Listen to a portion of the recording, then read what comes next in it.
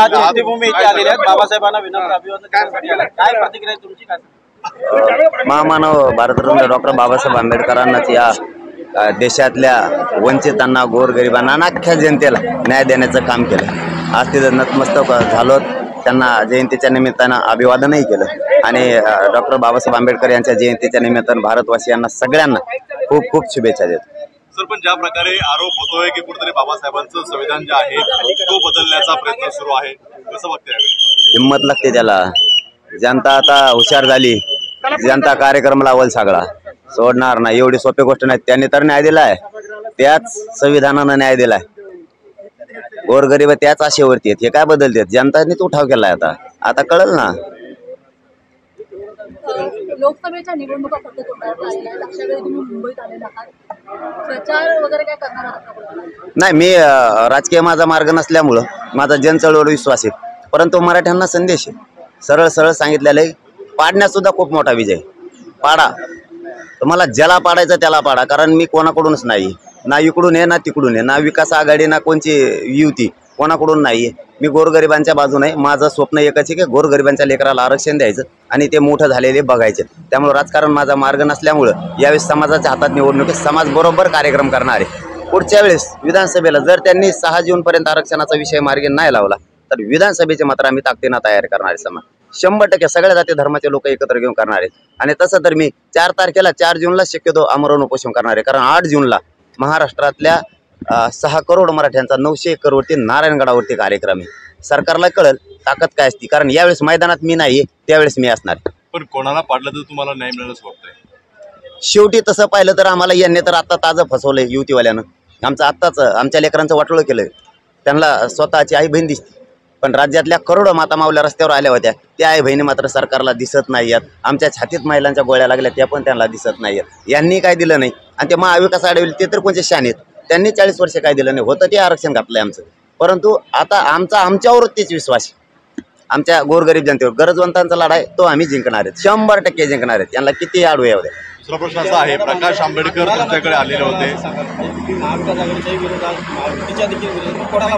समाजाला कळालंय कोणाला करायचं. शेवटी वळही लक्षात ठेवावं लागणार आहे आमच्या आई बहिणीवरची आम्हाला.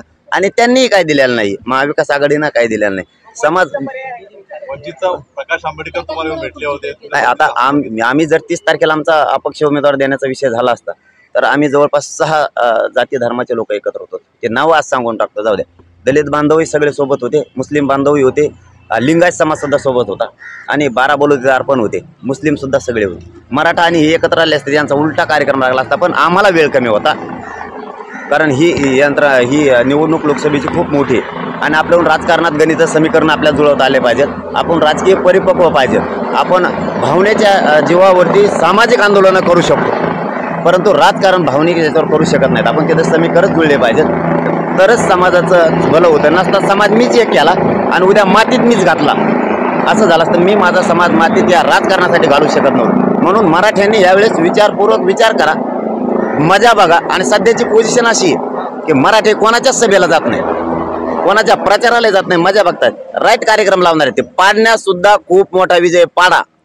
सर, पण आंदोलनाची जिथून सुरुवात झाली त्या जालन्यामध्ये सध्या महायुतीकडून दानवे आहेत, तर महाविकास आघाडीकडून काळे उमेदवार आहेत. तुमची जालन्यातली नेमकी भूमिका काय असणार आहे आणि कशा पद्धतीने जालन्यात जातात वातावरण? निकालाच्या दिवशी राईट कार्यक्रम होतोय, तुम्ही फक्त बघा. पण मला एक नाही कळलं ताई, आम्ही ओबीसीतून आरक्षण मागतो त्यावेळेस आम्हाला विरोध केला जातो. ओबीसीतून आरक्षण मागू नका.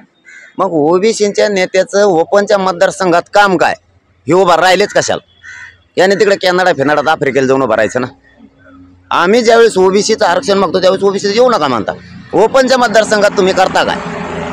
मराठ्यांना याचा सुद्धा विचार करावा लागणार आहे. आणि यावेळेस विचार केलेला आहे. गाव खेड्यातला सर्वसामान्य मराठा माणूस ही 100% आमच्यासोबत आहे. हे आता 4-2 माकडं त्यांचं खात्याचं त्या राजकीय नेत्याचं ते जरा पळत येत इकडून तिकडून, पण त्यालाही उद्या सरपंच पदाला, पंचायत समिती, जिल्हा परिषदला सुद्धा यायचं. नेत्याकडून बोलतात. म्हणजे मी बोललो नेत्याला, राग आला आमच्या मराठ्याच्या माकडाला, म्हणजे त्याच्याच जातीला खाणार आहे, तो सुद्धा घेणार आहे. त्यातलं एक आमदार तर असं आहे त्याचं पूर्ण गाव कुणबी निघालं. ते माझ्याकडे आंतरवाली सर्टिफिकेट घेऊन आले. ते म्हणतं मग लय कल्याण झालं, हे निघालं. आणि तेच माकडी मला अटक करा म्हणून विधानसभेत बोलत. म्हणजे ज्या जातीसाठी मी जीवाची बाजी लावून लढतोय त्या जातीचा थोडा तरी स्वाभिमान असला पाहिजे की आपल्या लेकराला देऊ नंतर राजकारण करू. मी बोललो नेत्याला राग आला याला, आता नेता निवडून आणीन का तुला? तुला का देऊ द म्हणलं उभा करीन का? तिकडे निवडून आणीन तुला? मतदान आमचंच आहे ना तुला. तू एका चाट्यात मग सांगतो तुला तिथं. आता तुम्ही स्वतः मतदानाचा हक्क बजावणार आहात असं माझ्या मतदानाचा हक्क तर मी तर कार्यक्रमच लावणार आहे भाऊ. मी का सोडणार आहे काय?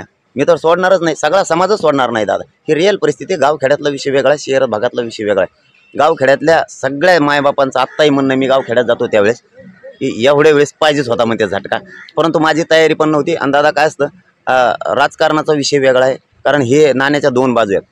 समाजकारण करताना आपल्याला एकमत लागतं आणि राजकारण करताना बहुमत लागतं. बहुमताशिवाय राजकारणाला किंमतच नाही, तरच गुलाल पडतो. कारण भावनेच्या जीवावरती तुम्ही सामाजिक आंदोलन करू शकाल, पण भावनेच्या जीवावर तुम्ही राजकारण नाही करू शकत. मतात रूपांतर त्याचं झालं पाहिजे आणि विधानसभेला आम्ही ते करतो. आत्तापासूनच तयारी लागलो. मी उभा राहणार नाही, मला राजकीय स्वार्थ नाही आहे. मला मराठा समाज, माझी जात विकून मला मोठं व्हायचं नाही. यावेळेस मी खासदार झालो असतो, सगळ्या पक्षांनी मला पाठिंबा दिला, सगळ्या जाती धर्मांसुद्धा. मग मला आयतं होतं राव, त्यात पगार भेटतो म्हणतात. माझ्याजवळ 8 आणा बी नाही पगार. हे रेल्वे फुकट, विमान फुकट, मपली बायकोन मी दिल्ली जाऊन गुलाबजांबू खाल्ले असते. ठीक आहे, आयतं होतं ना, कुणी सोडलं. मी लात मारली जातीसाठी, त्याच्यावर मला नाही करत त्याची. विधानसभेत सुद्धा आम्ही त्यात उतरणारच नाही, मी नाही वैयक्तिक, पण कार्यक्रम मात्र दाखवणार. कारण 92 ते 93 मतदारसंघ असे आहेत महाराष्ट्रात 288 पैकी, नुसतं मराठ्यांचं वर्चस्व आहे त्याच्यावरती. मी कार्यक्रम लावल्याशिवाय यांचं सोडित नाही. जर यांनी नाही दिलं ना 6 जूनपर्यंत आरक्षण, तर विधानसभेची तयारी सुरू झाली म्हणून समजायचं. सर प्रकाश होणार. जोपर्यंत ते आमच्याशी राजकीय सूड भावनेनं वागत नव्हते, तोपर्यंत आम्ही त्यांना 7 महिन्याचा वेळ दिलेला. मी कोणाला सोडत नाही. देवेंद्र फडणवीस साहेबाला कधी बोललो का मी 6 महिन्यात? नाही. त्यांनी आमच्यावर डाव रचायला सुरुवात केली. तुम्हाला कालचं उदाहरण सांगतो. आत्ताही नांदेड, लातूर आणि बीडमध्ये गुन्हे दाखल करायला चालू. सप्त्यामध्ये डीजे वाजत होता गेवराई तालुक्यात. सप्त्यामध्ये डीजे नाही आला हो. ते हलकी वाजणारे बिचारे, ते 2-2, 300 रुपये कमवणारे बिचारे, त्यांच्यावर गुन्हे दाखल. महिलांवरती, त्या वाघोलीच्या महिलांवर केले, नांदेडच्या आणि लातूरच्या महिलांवर गुन्हे दाखल. एक महिला तडीपार केली. तडीपार ही देशातली पहिली घटना. तडीपार लिहिलंय काय त्या नोटीसवरती? तडीपार करताना तुम्ही सामाजिक आंदोलन लई करता म्हणून. अरे काय भाषा झाली? याला काय गृहमंत्री म्हणतात? तुम्ही काय वागता? ही कोणची सोड भावना आहे तुमची लोकांशी वागण्याची? तुम्हाला शान वाटायला पाहिजे होती. देवेंद्र फडणवीस साहेबाला शान वाटायला पाहिजे. त्यांनी कॉलर टाईट करायला पाहिजे होती की एक राज्यात माझा असा माणूस आहे की इमानदारीने लढतोय, कोणाला मॅनेज होत नाही, फुटत. त्यांनी अशी कॉलर टाईट करायला पाहिजे होती. आमच्याबद्दल त्यांची ही भावना पाहिजे. ते आम्हाला अटक करायला बघतात यासाठी नियमित. कुठं यासाठी झोपले होते मग इथून मग हल्ला झाला तेव्हा? म्हणजे ज्या पोलिसांनी गोळ्या मारल्या, ज्यांनी छातीवरती दगड मारलेत, विटा मारल्यात, त्यांना निलंबित करायचं तर त्यांची बढती केली यांनी. मी ती पुऱ्या 8 दिवसात माहिती घेतली. सगळ्या पोलिसांची बढती केली. ही बक्षिसे देणार गृहमंत्री साहेब आणि त्यांना सपोर्ट मुख्यमंत्री देणार. मुख्यमंत्र्यांना मी 7 महिन्याची वेळ नाही दिला. त्यांच्या शब्दाची किंमत नाही केली समाजानं. समाज तुम्ही कोणत्या पक्षातून कोणकडे गेले, समाजाला काय देणं घेणं नव्हतं. समाजाला एकच अपेक्षा होती, शिंदे साहेब आरक्षण देऊ शकते. पण ते ज्या दिवशी म्हणले ना लिमिट तोडलं की मी करेक्ट कार्यक्रम करत असतो, त्या दिवशी मराठ्यांच्या मनातूनच शिंदे साहेब उतारले. आम्ही सांगितलं मर्यादा तोडले का आम्ही बी करेक्ट कार्यक्रम करत असतो, कारण मला देणं घेणं माझ्या समाजाशी, कोणत्या सरकारची आणि फेरकारची नाही. आणि ते विरोधी पक्षाला मोजित नाहीत आम्ही, कोणालाच नाही, कारण यांनी कुणीच चांगलं नाही केलं. आमचं सगळ्यांनी वाटलं त्यांनी 16% आरक्षण घातलं. आमच्या आज नोकर वर्ग सुद्धा आमच्या लोकांच्या बढत्या होत नाही, शिक्षणात नाहीत. आता ते 10% आरक्षण दिले. या आरक्षणामुळं मला इतक्या पोरांनी परेशान केलंय फोन करून. त्यांना नोकर भरती सुद्धा पोलीस भरती जाता येत नाही. यार कशाला दिलं मग ते? आम्ही याच्यासाठी ते नको म्हणत होतो. मराठा आणि कुणबी एकच आहे. या कायद्याच्या बाजूनं आणि सगळ्या सोयऱ्यांच्या कायद्याच्या बाजूनं जो असेल त्याला मराठ्यांनी मतदान करावं. परंतु ओबीसीच्या मताची जशी भीती आहे तशी मराठ्यांच्या मताची भीती इथून पुढे वाढली पाहिजे. असे पाडा की तो कवाच उभा नाही राहायला पाहिजे इथून पुढे निवडणुकीला, इतकं बेकार पडला पाहिजे. लोकसभेच्या निवडणुकीमध्ये तुमच्यासाठी एक मोठी संधी आहे का? नाही समाजासाठी. मी तर मैदानात नाही ना, मग तर मी सांगू शकलो असतो आताच कोण पाडणार आहेत काय. आता मी सांगितलंय, जो सगळ्या सोयऱ्याच्या अंमलबजावणीच्या बाजूनं मराठा आणि कुणबी एकच आहे, त्या कायद्याच्या बाजूनं असेल, मग तो कोणत्याही पक्षाचा असू द्या, त्याला मदत करा.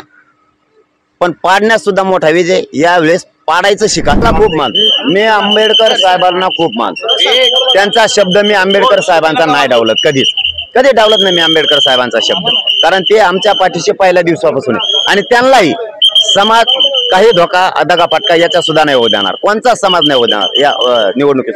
संविधान निर्मात्याच्या इथे विनम्र अभिवादन करायला आलेला आहात. तुम्ही जे मराठा आरक्षण मागत आहात ते कायद्याच्या चौकटीमध्ये, संविधानाच्या चौकटीत बसलं पाहिजे.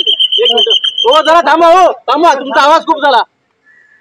100% संविधानाच्या चौकटीत बसतंय आणि आम्ही त्यांना मानतो सुद्धा बसतंय, कारण मराठा आणि कुणबी एक आहे. तुम्हाला आता एका सेकंद म्हणजे 1 मिनिटाच्या आतच सांगतो, मंडल कमिशननं जे आरक्षण दिलं होतं ते आरक्षण कुठलाही अहवाल त्यांनी स्वतः बनवलेला नाही. इंग्रज काळातले अहवाल त्यांनी घेतलेला आहे. त्यांनी कोणाला मागाससिद्धही नाही केलेले. मराठ्यांची भारत देशावर अशी जाते की 200 वर्षापूर्वीचे पुरावे मराठ्यांचे शासकीय नोंदीचे सापडलेत की मराठा कुणबी आरक्षण आधी, म्हणून आमचंच आरक्षण संविधानाच्या कसोटीवर टिकणार आहे. आणि ते काहीच होत नाही. हिंदू कोड बिल मध्ये सुद्धा सगळे सोयरे शब्द आहे. गणगोतानुसार ज्यांच्या सोयरिके जुळत्यात ते सगळे सगळे सोयरे ज्याच्या नोंदी मिळाल्यात त्या आधारावर त्याला कुणबी प्रमाणपत्राचा लाभ द्यायचा आहे. हे सगळं संविधानाच्या चौकटीत टिकतं आणि सरकारची जबाबदारी टिकवणं, आमची नाही. सरकार आम्ही नाही येत. तुम्ही त्याच्यावर अभ्यास केला. 4 जजेस तुम्ही त्याच्यावरती बसवले होते. IAS दर्जाचे अधिकारी होते. तुम्ही घटनेचे अभ्यासक होते, कायद्याचे पण अभ्यासक होते, आरक्षणाचे अभ्यासक होते, मागासवर्ग आयोगाचे त्याच्यात अभ्यासक होते. तुम्ही सगळ्यांना मिळून तो शब्द ठरवलेला, टिकवण्याची जबाबदारी तुमची. म्हणून आम्ही वाचित सांगितलं होतं गुलालाचा अपमान होऊ देऊ नका, तुम्हाला जड जाईल. आणि तुम्ही जर आता नाही दिलं तर 4 जूनलाच मी पुन्हा उपोषण सुरू करणार आहे. म्हणजे काही मराठ्यांच्या म्हणतो मी तुम्हाला, यांना गुलालात दंग राहू द्या, मला माझा समाज मोठा करण्यात दंग राहायचा. मला माझ्या समाजासाठी कोण निवडून आला कोण पडलाय याच्यात माझा मराठा समाजाला आनंद नाही व्यक्त. काही मराठ्यांचे करतील निवडून आले, पण आम्ही त्याच दिवशी जीवन मरणाचे झुंज देणार आहेत. आणि 8 जूनला महाराष्ट्रातल्या सगळ्या मराठा समाजाला माझी विनंती आहे की नारायणगडावरती 900 एकरवरती कार्यक्रम होतोय. मराठ्यांनी एकानं सुद्धा घरी राहायचं नाही. माता मावल्यांसह महापूर आल्यासारखे मराठी त्या नारायणगडाकडे निघले पाहिजे. शक्ती या देशाला पुन्हा एकदा दाखवून आपल्या लेकराला न्याय मिळवायचा. नाही, मी भेटत नाही कोणाला. कारण मी माझ्या समाजाला भेटतो आणि मी काय मैत्री करायला आलेलो नाही. मी समाजाला न्याय देण्यासाठी काम करतोय. मी मित्रत्व निभत नाही. मागत मित्रत्व निभायचं असतं बाबा, मी लय मोठा झालो असतो, मला काही दिलं असतं. मला पैसे नको आणि मंत्रिपद म्हणून. आता त्यांच्या लोकांनी पैसे वाटले ना, तुम्हाला माहित आहे की नाही, सांगतो ना तुम्हाला. त्यांनी आता एक डाव टाकला होता 4-5 दिवसात 15 लाख रुपये माणूस. वदा पटेल 123 गावातले 100 लोक त्यांना पडायचे होते. म्हणून त्यांनी गेले मुख्यमंत्र्यांचे ओळडी पैसे घेऊन. देणारा कुणीतरी आम्हाला 4-5 दिवसात पुरी माहिती मिळणार आहे. त्यावेळेस तुम्हाला आणखीन माहिती देतो आपल्या चॅनलवर. तिकडे पैसे वाटायचे, पण इमानदार पैसे गेले. ते म्हणले हे राहून तुम्हाला खर्चाला पैसे द्यायला लागले तुम्ही आमच्या लोकांना फोडायसाठी 15 लाख रुपये आणि देणाऱ्याला 5 लाख. मग जो देणार आहे त्याला 5 लाख. त्याचे तो लई इन्कम झाला. ते तर आमच्या गोदा पट्ट्यात असं घुसलं पर माणूस 5 लाख म्हणल्यावर. कारण 15 लाख यांना द्यायचे. तेव्हा म्हणला माझ्याकडून तेव्हा होता 150 एकरवाला. तेव्हा मला माझ्याकडून 50 लाख घेऊन जाय. तो आहे ते मुख्यमंत्री गृहमंत्री कोणत्या आली आमचे फोडून नाही शकत साहेब तुम्ही. तुम्हाला आणखीन बी गृहमंत्र्यांना सांगतो मी, तुम्ही माया नादाला लागू नका. मी निष्ठावान आहे, इमानदारी. मी माझी जाती विकू शकत नाही. तुम्ही माझ्या नादी लागू नका. गोडी गुलाबीने प्रश्न सोडवा. तुम्ही माया नादाला लागून तुम्ही मला आंदोलनात हलक्यात घेतलं होतं. तुम्ही मला इथून पुढे राजकारणात हलक्यात घेऊ नका. मला तिकडे जायचं नाही राजकारणात. मला बळच राजकारणात पडायचा प्रयत्न जर गेला तुमचा कायमचा कार्यक्रम लागेल. आणि लावल्याशिवाय बी आम्ही शांत नाही बसतो. कारण दलित बांधव, मराठा बांधव, मुस्लिम बांधव, लिंगायत बांधव, 12 बलुतेदार सगळे आम्ही एकत्र येणार आहे. हो द्या ना, याने 2 मुख्यमंत्री उपमुख्यमंत्री केलेत. आमचे 7 व्हायनात काय फरक पडाय काय? जाऊन द्या, सगळ्याचं एक.